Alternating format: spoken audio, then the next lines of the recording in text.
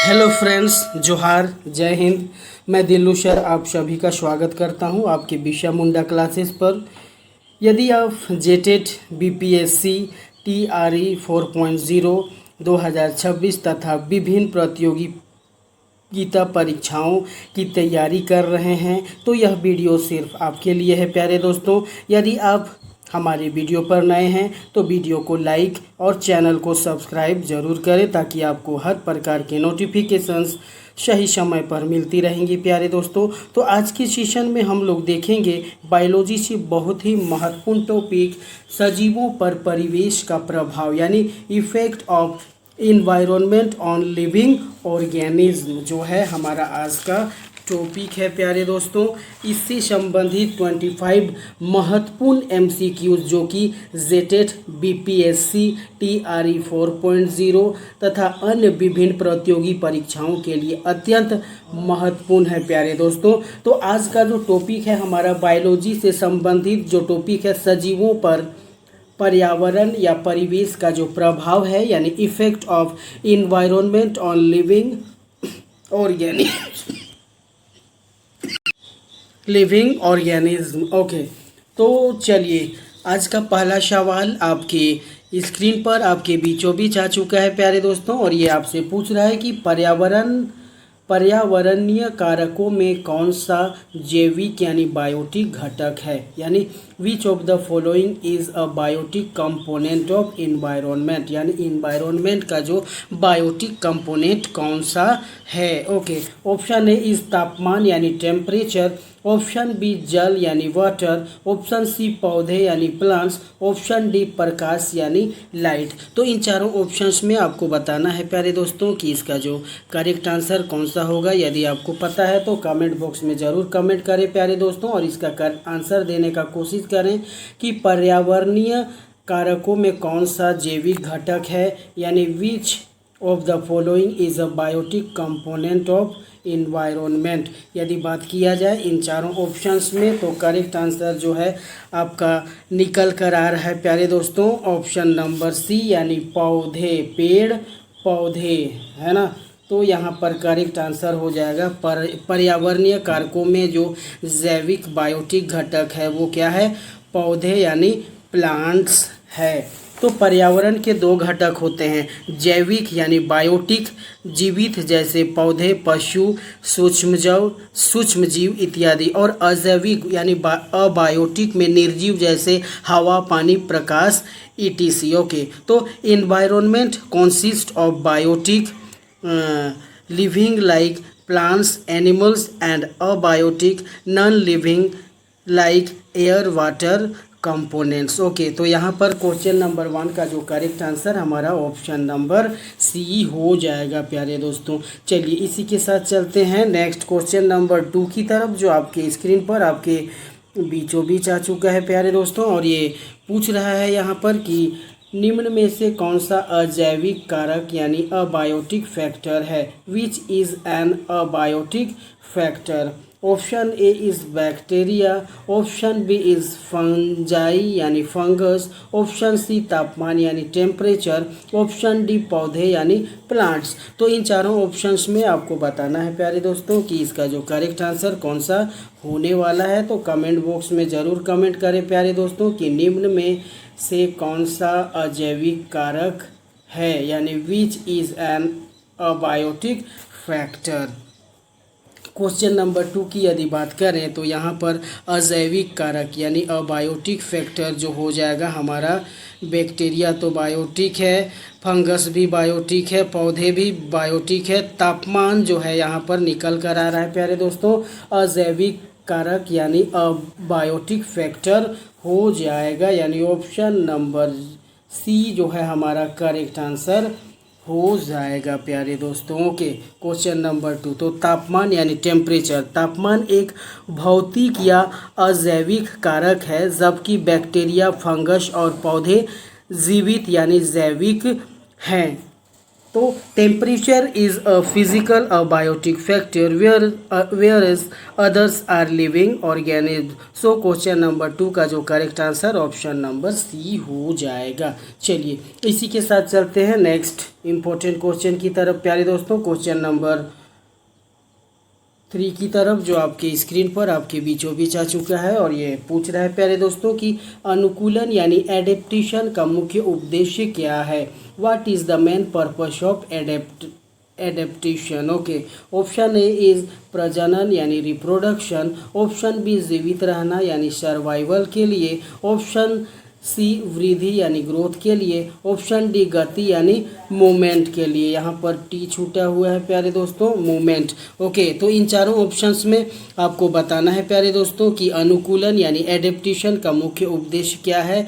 तो comment box में ज़रूर कमेंट करें प्यारे दोस्तों कि अनुकूलन यानी एडेप्टेशन का मुख्य उद्देश्य क्या है, यानी what is the main purpose of adaptation. Okay, तो यदि बात किया जाए क्वेश्चन नंबर 3 की, तो इसका जो करेक्ट आंसर हमारा निकल कर आ रहा है प्यारे दोस्तों ऑप्शन नंबर बी यानी जीवित रहना यानी सर्वाइवल रहना इस धरती पर। ओके, तो जीवित रहना जो है हमारा करेक्ट आंसर हो जाएगा। तो अनुकूलन वह प्रक्रिया है जिससे जीव अपने पर्यावरण में जीवित रहने और प्रजनन करने के लिए खुद को ढालता है। ओके, तो adaptation is the process by which organism adjust to their environment for survival and reproduction. Okay, तो क्वेश्चन नंबर 3 का जो करेक्ट आंसर हमारा ऑप्शन नंबर बी हो जाएगा। तो जिन्होंने भी ऑप्शन नंबर बी को टिक किया है, जी हाँ बिल्कुल सही है प्यारे दोस्तों। चलिए इसी के साथ चलते हैं नेक्स्ट इम्पोर्टेंट क्वेश्चन की तरफ प्यारे दोस्तों। क्वेश्चन नंबर 4 की तरफ जो आपकी स्क्रीन पर आपके बीचों बीच आ चुका है और ये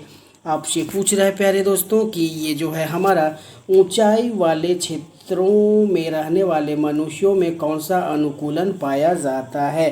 people living at high altitude show which adaptation. Okay, option A is कम आरबीसी यानी लो आरबीसी, ऑप्शन बी अधिक RBC high RBC, option C कम फेफड़े क्षमता low lung capacity, option D कम रक्तचाप यानी लो बीपी। तो इन चारों ऑप्शंस में आपको बताना है प्यारे दोस्तों कि इन चारों ऑप्शंस में जो सही उत्तर कौन सा होने वाला है। तो कमेंट बॉक्स में ज़रूर कमेंट करें प्यारे दोस्तों कि ऊंचाई वाले क्षेत्रों में रहने वाले मनुष्यों में कौन सा अनुकूलन पाया जाता है, यानी people living at high altitude show which adaptation. Okay, तो यदि बात किया जाए क्वेश्चन नंबर 4 की, तो यहाँ पर करेक्ट आंसर जो हो जाएगा ऑप्शन नंबर बी यानी अधिक आरबीसी यानी हाई आरबीसी जो है इसका करेक्ट आंसर हो जाएगा।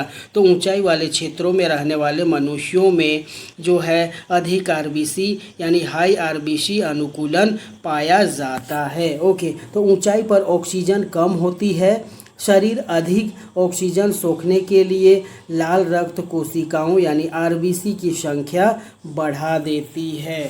ओके, तो at the high altitude oxygen levels are low, the body increases RBC count to transport more oxygen. Okay, तो क्वेश्चन नंबर 4 का जो करेक्ट आंसर हमारा ऑप्शन नंबर बी हो जाएगा प्यारे दोस्तों। चलिए इसी के साथ चलते हैं नेक्स्ट इंपॉर्टेंट क्वेश्चन की तरफ प्यारे दोस्तों। क्वेश्चन नंबर 5 की तरफ जो आपकी स्क्रीन पर आपके बीचों बीच आ चुका है और पूछ रहा है प्यारे दोस्तों कि फोटो पेरियोडिज्म। ओके, तो फोटो पेरियोडिज्म किससे संबंधित है। Okay, photoperiodism is related to, option A इस तापमान यानी टेम्परेचर, ऑप्शन बी प्रकाश अवधि यानी लाइट ड्यूरेशन, ऑप्शन सी जल यानी वाटर, ऑप्शन डी मिट्टी यानी सॉइल। तो इन चारों ऑप्शंस में आपको बताना है प्यारे दोस्तों कि फोटो पेरियोडिज्म जो है हमारा किससे संबंधित है। फोटो पेरियोडिज्म जो है वो किससे संबंधित है। फोटो पेरियोडिज्म इज रिलेटेड टू, यदि बात किया जाए क्वेश्चन नंबर 5 की, तो यहाँ पर हम लोग देखते हैं क्वेश्चन नंबर 5 का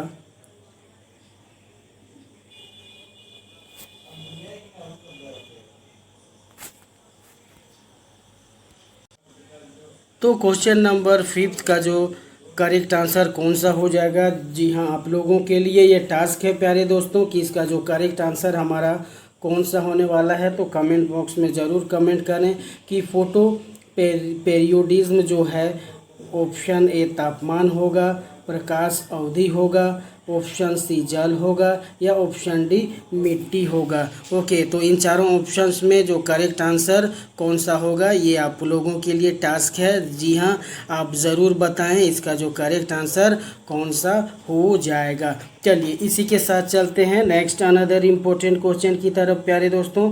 क्वेश्चन नंबर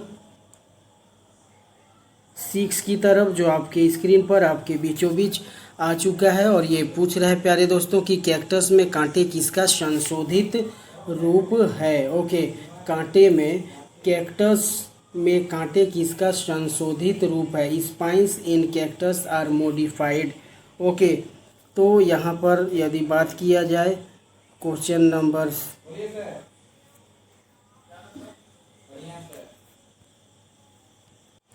तो क्वेश्चन नंबर 6 का जो करेक्ट आंसर यदि बात किया जाए यहाँ पर तो कैक्टस में कांटे किसका संशोधित रूप है, यानी spines in cactus are modified. जो 6 का हमारा क्या हो जाएगा प्यारे दोस्तों।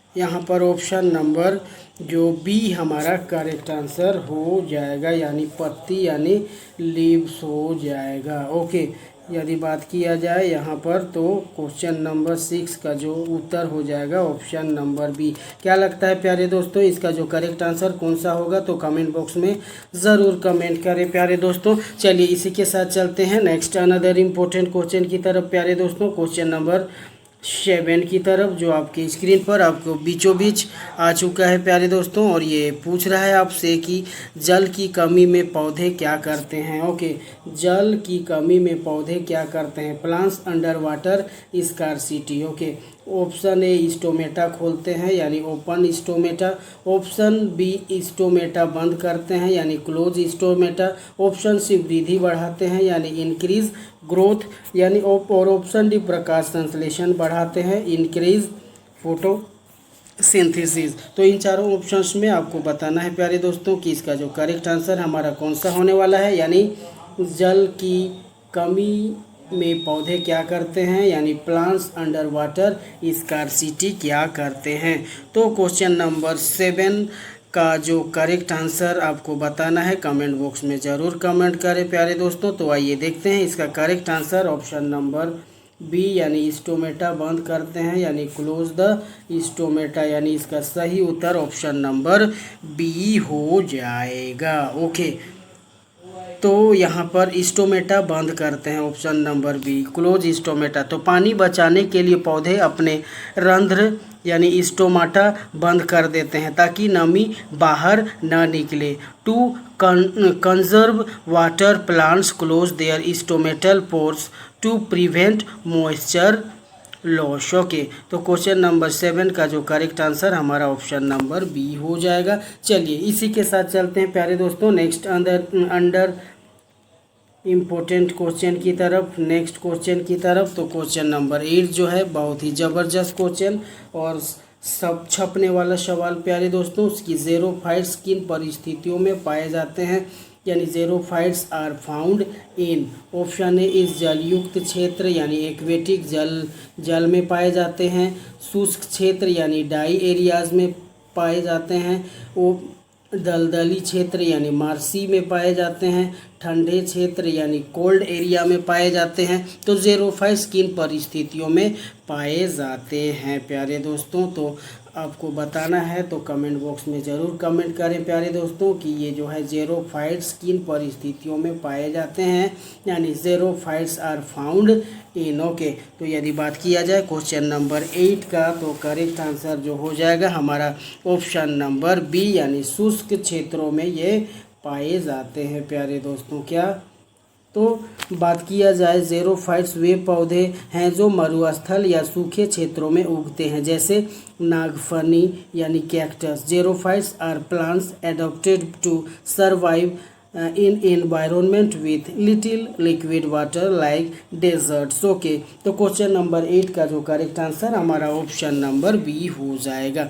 चलिए इसी के साथ चलते हैं प्यारे दोस्तों नेक्स्ट अनदर इम्पोर्टेंट क्वेश्चन की तरफ। क्वेश्चन नंबर 9 जो आपकी स्क्रीन पर आपके बीचों बीच आ चुका है और ये पूछ रहा है प्यारे दोस्तों कि निम्न में से कौन सा जलवायु परिवर्तन का प्रभाव है। Okay, which is an effect of climate change. Option A is जैव विविधता में वृद्धि यानी इंक्रीज बायोडाइवर्सिटी। ऑप्शन बी समुद्र स्तर बढ़ना यानी rise in sea level. Option C तापमान में कमी यानी डिक्रीज टेम्परेचर। ऑप्शन डी वर्षा समाप्त यानी नो रेनफॉल। ओके, तो इन चारों ऑप्शंस में आपको बताना है प्यारे दोस्तों, तो कमेंट बॉक्स में ज़रूर कमेंट करें कि निम्न में से कौन सा जलवायु परिवर्तन का प्रभाव है यानी विच is an effect of climate change. Okay, तो बात किया जाए इन चारों ऑप्शंस में तो सही उत्तर जो हो जाएगा ऑप्शन नंबर बी यानी समुद्र स्तर बढ़ना यानी rise in sea level is the correct answer of question number 9। तो ग्लोबल वार्मिंग के कारण ग्लेशियर पिघलते हैं जिससे समुद्र का जल स्तर बढ़ जाता है। ओके, तो global warming causes glaciers to melt leading to an increase in sea levels. Okay, तो क्वेश्चन नंबर 9 का जो correct answer option number B हो जाएगा। चलिए इसी के साथ चलते हैं प्यारे दोस्तों नेक्स्ट अनदर इम्पोर्टेंट क्वेश्चन की तरफ। क्वेश्चन नंबर 12 की तरफ जो आपको इंतज़ार कर रही है और ये पूछ रहा है कि होम्योस्टेसिस क्या अर्थ है। Okay, homeostasis means okay, option A इस बाहरी संतुलन यानी एक्सटर्नल बैलेंस। ऑप्शन बी आंतरिक संतुलन यानी इंटरनल बैलेंस। ऑप्शन सी ऊर्जा उत्पादन यानी एनर्जी प्रोडक्शन। ऑप्शन डी प्रजनन यानी रिप्रोडक्शन। तो इन चारों ऑप्शंस में आपको बताना है प्यारे दोस्तों, तो कमेंट बॉक्स में ज़रूर कमेंट करें कि होम्योस्टेसिस का अर्थ क्या होता है यानी होम्योस्टेसिस मीन्स। ओके, तो यदि बात किया जाए इन चारों ऑप्शंस में क्वेश्चन नंबर 10 का जो करेक्ट आंसर हमारा निकल कर आ रहा है ऑप्शन नंबर बी यानी आंतरिक संतुलन यानी इंटरनल बैलेंस इसका करेक्ट आंसर हो जाएगा। ओके, तो बाहरी वातावरण बदलने पर भी शरीर के आंतरिक वातावरण जैसे तापमान और पीएच मान को स्थिर बनाए रखने की क्षमता होम्योस्टेसिस कहलाती है प्यारे दोस्तों। ओके, तो the ability of an organism to maintain a stable internal environment despite external changes that is called what homeostasis. तो क्वेश्चन नंबर 10 का जो करेक्ट आंसर ऑप्शन नंबर हमारा बी हो जाएगा। चलिए इसी के साथ चलते हैं नेक्स्ट क्वेश्चन की तरफ, क्वेश्चन नंबर 11 की तरफ जो आपकी स्क्रीन पर आपके बीचों बीच आ चुका है प्यारे दोस्तों और आपसे पूछ रहा है कि ठंडे क्षेत्रों में जानवरों के बाल घने क्यों होते हैं। ठंडे क्षेत्रों में जानवरों के बाल घने क्यों होते हैं। Why animals in cold region have thick fur. Okay, तो ऑप्शन ए इस सजावट यानी डेकोरेशन के लिए। ऑप्शन बी उष्मा संरक्षण यानी हीट कंजर्वेशन के लिए। ऑप्शन सी गति बढ़ाने यानी इंक्रीज स्पीड। ऑप्शन डी शिकार करने यानी हंटिंग करने के लिए। तो इन चारों ऑप्शंस में आपको बताना है कि करेक्ट आंसर कौन सा हो जाएगा, तो कमेंट बॉक्स में ज़रूर कमेंट करें प्यारे दोस्तों कि इसका करेक्ट आंसर कौन सा होने वाला है कि ठंडे क्षेत्रों में जानवरों के बाल घने क्यों होते हैं। Why animals in cold regions have thick fur. Okay, यदि बात किया जाए इन चारों ऑप्शंस में तो करेक्ट आंसर जो हमारा कौन सा हो जाएगा प्यारे दोस्तों, तो ऑप्शन नंबर बी यानी उष्मा संरक्षण हीट कंजर्वेशन के लिए के कारण जो है ठंडे क्षेत्रों में जानवरों के बाल क्या होते हैं, घने होते हैं। तो घना फर हवा को फंसा लेता है जो एक इंसुलेटर का काम करता है और शरीर की गर्मी को बाहर जाने से रोकता है। Okay, thick fur traps air acting as a insulator to keep the body warm in freezing temperatures. Okay, तो क्वेश्चन नंबर 11 का जो correct answer option number B हो जाएगा प्यारे दोस्तों। चलिए इसी के साथ चलते हैं नेक्स्ट अनदर इम्पोर्टेंट क्वेश्चन की तरफ, क्वेश्चन नंबर 12 की तरफ प्यारे दोस्तों। और छपने वाला सवाल आपके स्क्रीन पर बहुत ही ज़बरदस्त और जानदार और शानदार क्वेश्चन, यानी माइग्रेशन का मुख्य कारण क्या होता है। Okay, what is the main reason for migration. Option A is खेल यानी प्ले, ऑप्शन बी भोजन व जलवायु food and climate, option C नींद यानी स्लीप, ऑप्शन डी आराम यानी रेस्ट। तो इन चारों ऑप्शंस में आपको बताना है प्यारे दोस्तों कि इसका जो करेक्ट आंसर कौन सा होने वाला है, यानी माइग्रेशन का मुख्य कार्य क्या है, यानी what is the main reason for migration. Okay, तो यदि बात किया जाए इन चारों ऑप्शंस में, तो यहाँ पर ऑप्शन नंबर बी भोजन और जलवायु जो है हमारा सही उत्तर हो जाएगा। तो माइग्रेशन का मुख्य कारण जो है, यानी एक जगह से दूसरे जगह जाना भोजन व जलवायु के लिए, यानी मुख्य कारण जो है ऑप्शन नंबर बी हमारा सही उत्तर हो जाएगा। ओके, तो प्रतिकूल मौसम से बचने और भोजन की तलाश में जीव एक स्थान से दूसरे स्थान जाते हैं, यानी प्रवासी पक्षी जिसे कहा जाता है। Animals move from one place to another to find better climate condition and food resources. Okay, तो क्वेश्चन नंबर 12 का जो correct answer option number B हो जाएगा प्यारे दोस्तों। तो जिन्होंने भी ऑप्शन नंबर बी को टिक किया है, जी हाँ, आप बिल्कुल सही हैं प्यारे दोस्तों। चलिए इसी के साथ चलते हैं नेक्स्ट अनदर इम्पोर्टेंट क्वेश्चन की तरफ, क्वेश्चन नंबर 13 की तरफ, जो आपके स्क्रीन पर आपके बीचों बीच आ चुका है और ये पूछ रहा है प्यारे दोस्तों एस्टिवेशन क्या है। ओके, एस्टिवेशन क्या है, what is aestivation. Option A इस सर्दियों में निष्क्रियता या विंटर स्लीप, ऑप्शन बी गर्मियों में निष्क्रियता यानी समर स्लीप, ऑप्शन सी भोजन संग्रह यानी फूड स्टोरेज, ऑप्शन डी प्रजनन यानी रिप्रोडक्शन। तो इन चारों ऑप्शंस में आपको बताना है प्यारे दोस्तों कि इसका जो करेक्ट आंसर कौन सा होने वाला है, यानी एस्टिवेशन क्या है, यानी व्हाट इज एस्टिवेशन क्या होता है। तो यदि बात किया जाए क्वेश्चन नंबर 13 की, तो इसका जो करेक्ट आंसर हमारा निकल कर आ रहा है प्यारे दोस्तों ऑप्शन नंबर बी, यानी गर्मियों में निष्क्रियता यानी समर स्लीप जो है इसका करेक्ट आंसर हो जाएगा। क्यों? क्योंकि अत्यधिक गर्मी और सूखे से बचने के लिए कुछ जीव जो हैं जैसे मेंढक या घोंघे निष्क्रिय हो जाते हैं। इसे ग्रीष्म निद्रा भी कहा जाता है या समर स्लीप कहा जाता है। Okay, a state of animal dormancy during hot and dry periods. Okay, तो क्वेश्चन नंबर 13 का जो करेक्ट आंसर हो जाएगा ऑप्शन नंबर बी हमारा सही उत्तर हो जाएगा। चलिए इसी के साथ चलते हैं प्यारे दोस्तों नेक्स्ट अनदर इम्पोर्टेंट क्वेश्चन की तरफ, क्वेश्चन नंबर 14 की तरफ, जो आपके स्क्रीन पर आपके बीचों बीच आ चुका है।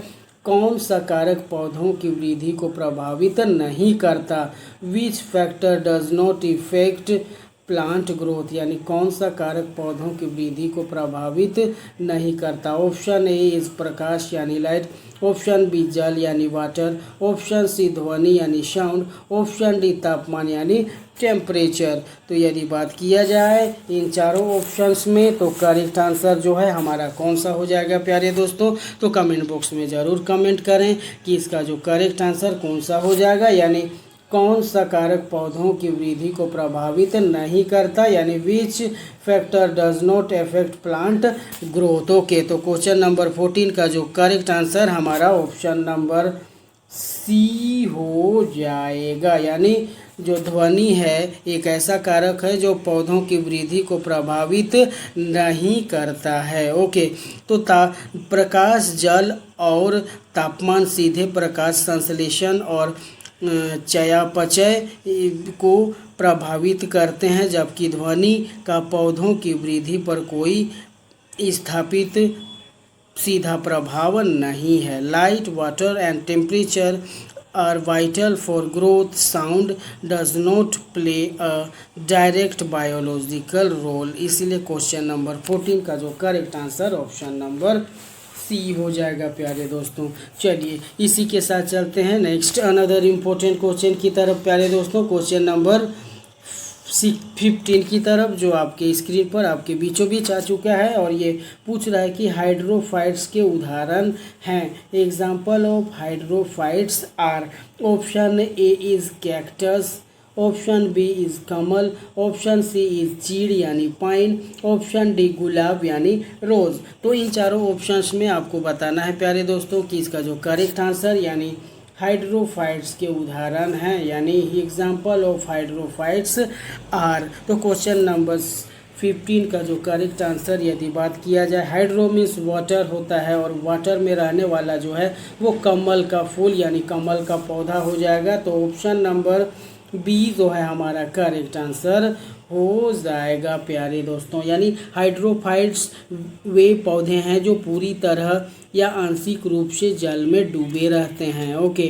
तो hydrophytes are aquatic plants that grow in water. इसीलिए क्वेश्चन नंबर 15 का जो करेक्ट आंसर हमारा ऑप्शन नंबर बी यानी लोटस यानी कमल हो जाएगा। चलिए इसी के साथ चलते हैं प्यारे दोस्तों नेक्स्ट अनदर इम्पोर्टेंट क्वेश्चन की तरफ, क्वेश्चन नंबर 16 की तरफ, जो आपकी स्क्रीन पर आपके बीचों बीच आ चुका है। और ये पूछ रहा है प्यारे दोस्तों कि निम्न में से कौन सा पर्यावरणीय तनाव स्ट्रेस है, which is environmental stress. Okay, stress option A is उचित तापमान यानी ऑप्टिमम टेम्परेचर, ऑप्शन बी जल की कमी यानी lack of water, option C पर्याप्त भोजन यानी adequate food, option D pH सही पीएच यानी प्रॉपर पीएच हो जाएगा।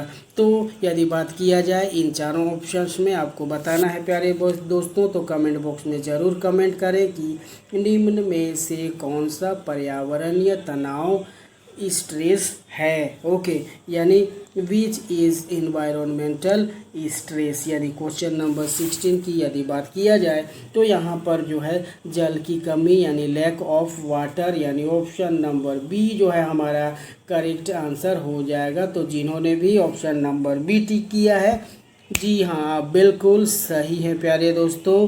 तो यहाँ पर सही उत्तर ऑप्शन नंबर बी हो जाएगा 16 का। तो तनाव यानी स्ट्रेस तब होता है जब कोई कारक जीव की सामान्य कार्य प्रणाली में बाधा डालता है। जल की कमी एक मुख्य तनाव है। ओके, तो environmental stress occurs when conditions deviate from the optimum such as drought. Okay, तो क्वेश्चन नंबर 16 का जो correct answer option number B हो जाएगा। चलिए इसी के साथ चलते हैं नेक्स्ट अनदर इम्पोर्टेंट क्वेश्चन की तरफ प्यारे दोस्तों, क्वेश्चन नंबर 17 की तरफ, जो आपकी स्क्रीन पर आपके बीचों बीच आ चुका है। और ये पूछ रहा है प्यारे दोस्तों कि पौधों में ट्रांसपिरेशन किससे प्रभावित होता है, यानी transpiration is affected by. Option A इस प्रकाश यानी लाइट, ऑप्शन बी आर्द्रता यानी ह्यूमिडिटी, ऑप्शन सी तापमान यानी टेम्परेचर, ऑप्शन डी सभी यानी ऑल। तो इन चारों ऑप्शंस में यदि बात किया जाए कि सही उत्तर कौन सा होगा, तो कमेंट बॉक्स में ज़रूर कमेंट करें प्यारे दोस्तों कि पौधों में ट्रांसपिरेशन किससे प्रभावित होता है, यानी transpiration is affected by. Okay, तो यदि बात किया जाए क्वेश्चन नंबर 17 का, तो इसमें जो है सही उत्तर जो है प्रकाश हो जाएगा, आर्द्रता हो जाएगा, ह्यूमिडिटी हो जाएगा, तापमान भी यानी टेम्परेचर हो जाएगा। तो यहाँ पर ऑप्शन नंबर डी जो है हमारा सही उत्तर हो जाएगा, ऑप्शन नंबर डी यानी ऑल ऑफ दीज। तो 17 का जो correct answer all of these हो जाएगा। तो वाष्पोत्सर्जन यानी ट्रांसपिरेशन प्रकाश की तीव्रता, हवा की नमी, ह्यूमिडिटी और गर्मी तीनों से प्रभावित होता है। ओके, तो transpiration rate depends on light intensity, temperature and atmospheric humidity. तो इसलिए यहाँ पर सही उत्तर जो हो जाएगा ऑप्शन नंबर डी यानी इन सभी, है ना, सभी सही उत्तर हो जाएगा। चलिए इसी के साथ चलते हैं नेक्स्ट अनदर इम्पोर्टेंट क्वेश्चन की तरफ प्यारे दोस्तों, क्वेश्चन नंबर 19 की तरफ, जो आपकी स्क्रीन पर आ चुका है। तो ऐसी एक्चुअली मेटेनाइजेशन क्या है, एक्चुअली मेटिनाइजेशन मेटिजेशन क्या है, व्हाट इज़ एक्चुअली मेटिजेशन। ओके, तो स्थायी परिवर्तन, परमानेंट चेंज, ऑप्शन बी अस्थायी अनुकूलन यानी टेम्प्रोरेरी टेम्पोरेरी एडजस्टमेंट, ऑप्शन सी आनुवांशिक परिवर्तन जेनेटिक चेंज, ऑप्शन डी जनन प्रजनन रिप्रोडक्शन। ओके, तो यदि बात किया जाए इसका जो करेक्ट आंसर हमारा कौन सा होने वाला है प्यारे दोस्तों, तो एक्सीमेटाइजेशन क्या है, व्हाट इज एक्सीमेटाइजेशन। ओके, तो स्थायी परिवर्तन, अनुकूलन, आनुवांशिक प्रजनन क्या हो जाएगा। तो क्वेश्चन नंबर 18 का जो करेक्ट आंसर ऑप्शन नंबर हमारा बी हो जाएगा प्यारे दोस्तों, ऑप्शन नंबर बी, यानी अस्थायी अनुकूलन यानी temporary adjustment is the correct answer of question number 18। तो यहाँ पर जब कोई जीव थोड़े समय के लिए नए वातावरण जैसे पहाड़ पर जाने पर में खुद को ढालता है तो इसे क्या बोला जाता है, एक्लाइमेटाइजेशन। ओके, एक्लाइमेटाइजेशन कहते हैं। तो the process in which an individual organism adjusts to a change into its environment within its lifetime। तो यदि यहाँ पर क्वेश्चन नंबर 18 का जो correct answer option number B हो जाएगा, यानी अस्थायी अनुकूलन यानी temporary adjustment is the correct answer of question number 18। चलिए इसी के साथ चलते हैं प्यारे दोस्तों नेक्स्ट अनदर इम्पोर्टेंट क्वेश्चन की तरफ, क्वेश्चन नंबर 19 की तरफ, जो आपसे पूछ रहा है बहुत ही ज़बरदस्त और छपने वाला सवाल प्यारे दोस्तों, कि उष्णकटिबंधीय वर्षा वनों में पौधों की विशेषता क्या है। उष्णकटिबंधीय वर्षा वनों में पौधों की विशेषता क्या है। Plants in tropical rain forest show, option A छोटे पत्ते स्मॉल लिव्स, ऑप्शन बी बड़े पत्ते लार्ज लिव्स, ऑप्शन सी बिना पत्ते नो लिव्स, ऑप्शन डी कांटे यानी स्पाइंस। तो इन चारों ऑप्शंस में आपको बताना है प्यारे दोस्तों कि इसका जो करेक्ट आंसर कौन सा हो जाएगा। तो कमेंट बॉक्स में ज़रूर कमेंट करें प्यारे दोस्तों कि उष्णकटिबंधीय वर्षा में वनों में पौधों की विशेषता क्या होती है, यानी plants in tropical rain forest show. तो क्वेश्चन नंबर 19 का जो correct answer option number B यानी बड़े पत्ते यानी large leaves is the correct answer, यानी मुख्य ऐसे उष्णकटिबंधीय वर्षा वनों में जो है बड़े पत्ते दिखाई पड़ते हैं। ओके, तो बड़े पत्ते यहाँ अधिक वर्षा और कम धूप यानी घने जंगलों के नीचे होने के कारण पौधे बड़े पत्ते विकसित करते हैं ताकि अधिक प्रकाश सोख सके। Large leaves help capture maximum sunlight in the dense shaded forest floor. तो यहाँ पर ऑप्शन क्वेश्चन नंबर 19 का जो ऑप्शन नंबर बी हो जाएगा हमारा सही उत्तर, यानी बड़े पत्ते यानी लार्ज लीव्स जो है उष्णकटिबंधीय वर्षा वनों में पौधों की विशेषता है क्या, बड़े पत्ते यानी लार्ज लीव्स। चलिए इसी के साथ चलते हैं प्यारे दोस्तों नेक्स्ट अनदर इम्पोर्टेंट क्वेश्चन की तरफ, क्वेश्चन नंबर 20 की तरफ, जो आपके स्क्रीन पर आपके बीचों बीच आ चुका है प्यारे दोस्तों। और ये पूछ रहा है कि ग्रीन हाउस इफेक्ट किस गैस से अधिक जुड़ा है। Green house effect is mainly due to, यदि बात किया जाए यहाँ पर करेक्ट आंसर की बहुत ही ज़बरदस्त क्वेश्चन आपकी स्क्रीन पर प्यारे दोस्तों। तो यदि बात किया जाए ग्रीन हाउस इफेक्ट किस गैस से अधिक जुड़ा है, तो option A O2, option B CO2, option C N2, option D H2। तो इन चारों ऑप्शंस में आपको बताना है प्यारे दोस्तों कि इसका जो करेक्ट आंसर हमारा कौन सा होने वाला है, यानी ग्रीन हाउस इफेक्ट किस गैस से अधिक जुड़ा है। Green house effect is mainly due to. तो यदि बात किया जाए करेक्ट आंसर की, तो क्वेश्चन नंबर 20 का जो करेक्ट आंसर हमारा ऑप्शन नंबर बी यानी CO2 हो जाएगा। क्या लगता है प्यारे दोस्तों इसका सही उत्तर ऑप्शन नंबर बी है या कोई दूसरा, तो कमेंट बॉक्स में ज़रूर कमेंट करें प्यारे दोस्तों। ऐसे तो इसका उत्तर जो हो जाएगा CO2। तो कार्बन डाइऑक्साइड यानी CO2 मुख्य ग्रीन हाउस गैस है जो सूर्य की गर्मी को रोककर पृथ्वी का तापमान बढ़ाती है। CO2 is the primary greenhouse gas responsible for trapping heat in the atmosphere. Okay, तो क्वेश्चन नंबर 20 का जो ऑप्शन नंबर बी सही उत्तर हो जाएगा, CO2। चलिए इसी के साथ चलते हैं नेक्स्ट अनदर इम्पोर्टेंट क्वेश्चन की तरफ प्यारे दोस्तों। क्वेश्चन नंबर 21 की तरफ जो आपकी स्क्रीन पर आपके बीचों बीच आ चुका है और ये पूछ रहा है प्यारे दोस्तों कि समुद्री जीवों पर लवणता का क्या प्रभाव पड़ता है। Effect of salinity on marine organisms. Okay, option A इस कोई प्रभाव नहीं, नो इफेक्ट। ऑप्शन बी परासरण यानी ऑस्मोसिस प्रभावित, एपेक्स ऑस्मोसिस। ऑप्शन सी केवल तापमान प्रभावित, ओनली टेम्परेचर। ऑप्शन डी केवल भोजन, ओनली फूड। तो इन चारों ऑप्शंस में आपको बताना है प्यारे दोस्तों कि इसका सही उत्तर कौन सा है। तो कमेंट बॉक्स में ज़रूर कमेंट करें प्यारे दोस्तों कि समुद्री जीवों पर लवणता का क्या प्रभाव पड़ता है।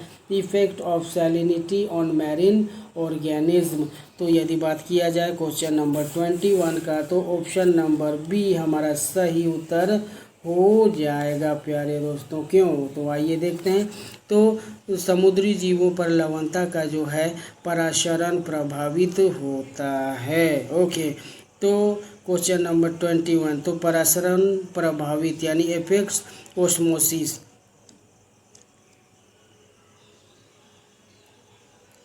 तो लवणता यानी सैलिनिटी जीवों के शरीर में नमक और पानी के संतुलन यानी ऑस्मोसिस को प्रभावित करती है। High salinity affects the water salt balance in the cells of aquatic organism. Okay, तो क्वेश्चन नंबर 21 का जो ऑप्शन नंबर बी सही उत्तर हो जाएगा।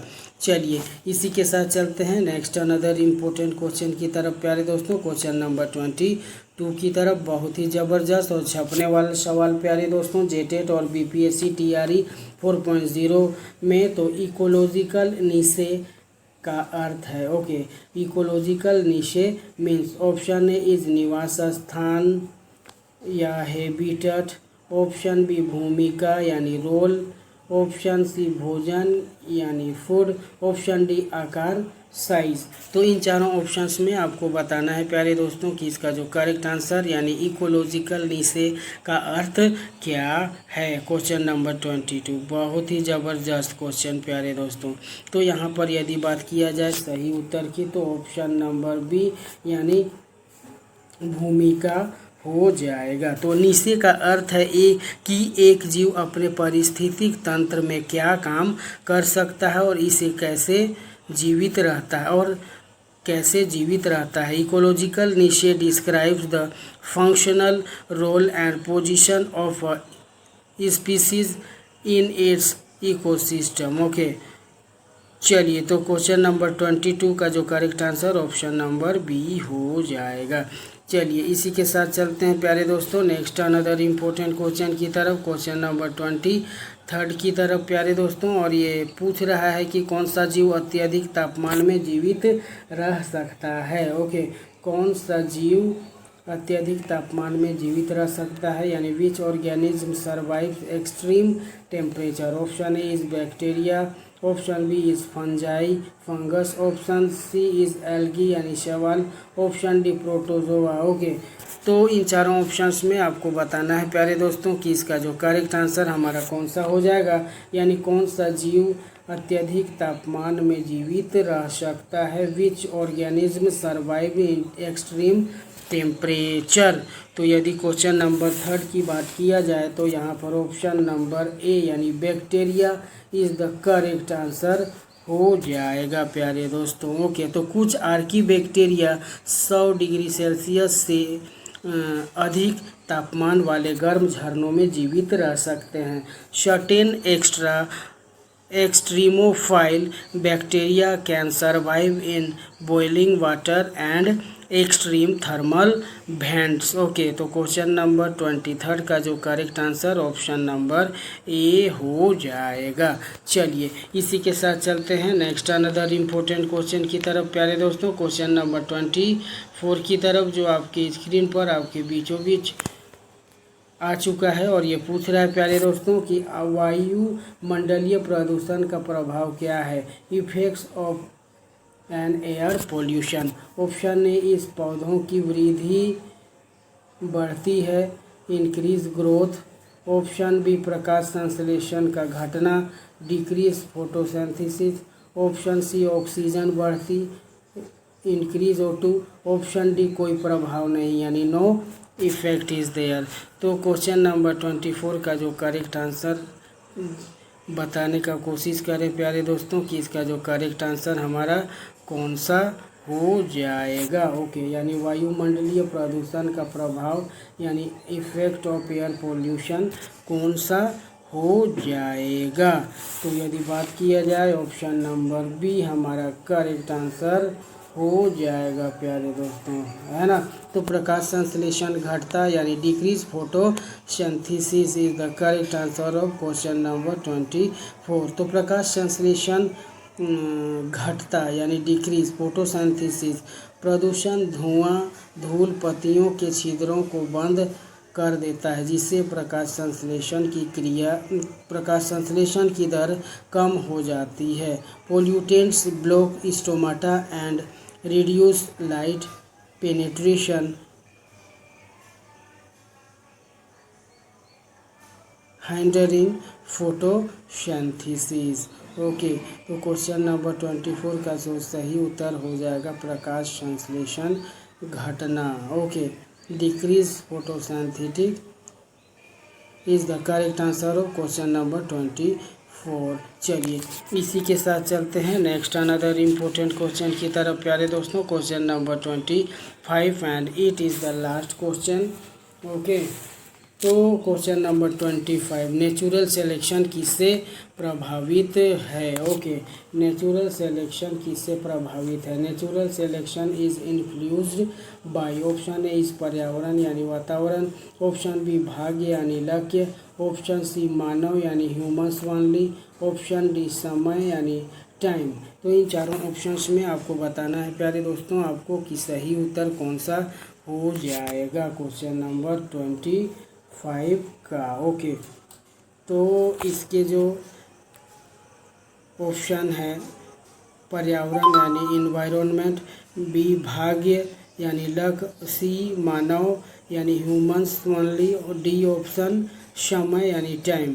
तो यहाँ पर पूछ रहा है कि नेचुरल सिलेक्शन किससे प्रभावित होता है प्यारे दोस्तों, और it is the last question. Okay, तो यदि बात किया जाए यहाँ पर ऑप्शन नंबर ए हमारा सही उत्तर हो जाएगा यानी पर्यावरण या इन्वायरमेंट। तो डार्विन के अनुसार पर्यावरण ही तय करता है कि कौन सा जीव जीवित रहेगा और कौन सा नष्ट हो जाएगा। Natural selection is the process where environmental pressures determine which traits are favourable for survival. तो क्वेश्चन नंबर 25 का जो ऑप्शन नंबर ए हमारा सही उत्तर हो जाएगा। तो यहाँ पर आइए देखते हैं यहाँ पर जो है नेचुरल सिलेक्शन किससे प्रभावित होता है यानी natural selection is influenced by. तो यहाँ पर इन चारों ऑप्शन ए पर्यावरण, ऑप्शन बी भाग्य, ऑप्शन सी मानव, ऑप्शन डी टाइम। तो सही उत्तर कौन सा हो जाएगा प्यारे दोस्तों, ऑप्शन नंबर ए हमारा सही उत्तर हो जाएगा, ऑप्शन नंबर ए। ठीक है, सही उत्तर हो जाएगा। तो डार्विन के अनुसार पर्यावरण ही तय करता है कि कौन सा जीव जीवित रहेगा और कौन सा नष्ट हो जाएगा। तो natural selection is the process where environmental pressures determine which traits are favourable for survival. तो बात किया जाए तो यहाँ पर बात किया जाए तो कि क्वेश्चन नंबर 25 का जो करेक्ट आंसर हमारा ऑप्शन नंबर ए हो जाएगा। तो जिन्होंने भी क्वेश्चन नंबर 25 का उत्तर नेचुरल सिलेक्शन दिया है, जी हाँ, तो आप ज़रूर बिल्कुल एकदम सही हैं प्यारे दोस्तों। इसका जो करेक्ट आंसर हमारा कौन सा हो जाएगा, यहाँ पर ऑप्शन नंबर ए यानी नेचुरल सिलेक्शन। क्या नेचुरल सिलेक्शन किससे प्रभावित होता है? ऑप्शन नंबर ए यानी पर्यावरण जो है हमारा सही उत्तर हो जाएगा। तो चलिए, तो प्यारे दोस्तों, आज का सेशन आपको कैसा लगा? यदि आपको ये सेशन अच्छा लगे तो वीडियो को लाइक और चैनल को सब्सक्राइब ज़रूर कीजिएगा। तो आज का सेशन यहीं तक, फिर मिलते हैं। तब तक के लिए आप अपना और अपने परिवार का ख्याल रखें और अपने चेहरे पर एक क्यूट सा स्माइल रखें प्यारे दोस्तों। चलिए, इसी के साथ मिलते हैं एक नए ऊर्जा और नए जोश के साथ। तब तक के लिए आप सबों को झारखंडी जोहार, जय हिंद, जय भारत।